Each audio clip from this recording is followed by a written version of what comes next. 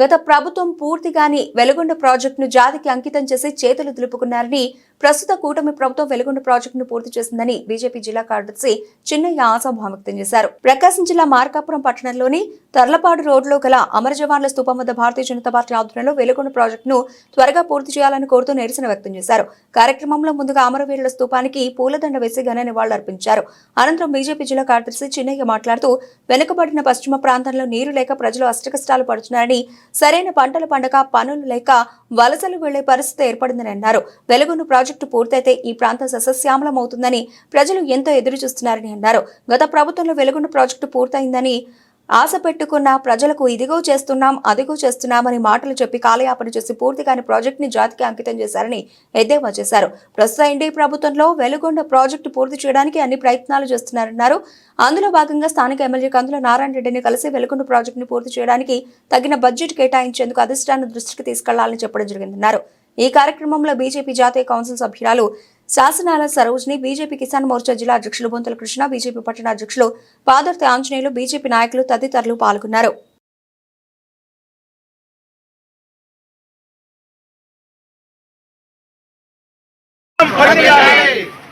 ఈరోజు మంచి ఒక శుభదినం. మన అమర్ జవాన్ స్తూపం దగ్గర ఒక వెలుగొండ ప్రాజెక్ట్ గురించి మాట్లాడటం చాలా సంతోషకరమైన విషయం. ఈరోజు మనకు తెలుసు, పశ్చిమ ప్రాంతం ఒక నీటి ఎద్దడి, నీటి కరువు ప్రాంతం. ఎవరు చూసినా, ఏ స్టూడెంట్ చూసినా చదువుకోవటము, వేరే దేశాలకు వేరే రాష్ట్రాలకు వలసపోవటము చేసుకోవటం. ఇవాళ మనకు తెలుసు, ప్రకాశం జిల్లాలోని అతిపెద్ద ప్రాజెక్టు పూల సుబ్బయ్య వెలుగొండ ప్రాజెక్టు.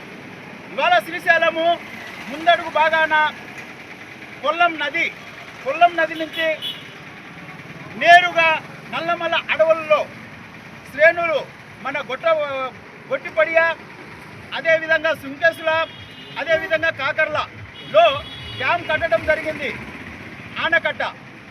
దాని ద్వారా మన కొల్లం నది అయితూ అక్కడి నుంచి వచ్చే వరద ప్రవాహం నీళ్లు కానీ, శ్రీశైలంలో మిగులుదల నీరు కానీ అది వచ్చేసి అక్కడ స్టోరేజ్ కావడం జరిగింది, తయారు చేయడం జరిగింది. కానీ పోయినసారి పాలకులు 2 సొరంగాలు పూర్తయినాయి, ఇకపోతే ఏం లేదు మేము ఓపెన్ చేస్తున్నామన్న పాలకులు చాలా అన్యాయం చేయడం జరిగింది ఈ మన ప్రకాశం జిల్లాకు. కానీ ఇదే ఒక న్యూడల్ పాయింట్. ప్రకాశం జిల్లాలో మన రైతులకు చాలా అన్యాయం జరుగుతుంది. ఇవాళ చూస్తే గిన ఏషియన్ కంట్రీలో కూడా ఇవాళ పెద్ద సొరంగం, ఒక సొరంగము పొడవు 18.5 కిలోమీటర్ల సొరంగం. ఇంత కష్టపడి చేసిన తర్వాత అది పూర్తి చేసి మన రైతులకు ఇంతవరకు వాళ్ళ కళ స్వప్నం అది క్లియర్ చేయలేదు. కానీ అదేవిధంగా దాని స్టోరేజ్ క్షమత 43.5 టీఎంసెట్లు నీళ్లు స్టోరేజ్ చేసుకోవచ్చు. దాని ద్వారా నెల్లూరు జిల్లా, అదేవిధంగా ప్రకాశం జిల్లా, అదేవిధంగా కడప జిల్లా రైతులు కనీసము 30 మండలాల రైతులు అనగా 4,780,000 నీళ్లు త్రాగునీటికి కానీ ఎద్దడి ఉండదు, కానీ త్రాగునీటికి కానీ ఆ స్టోరేజ్ అందిస్తుంది.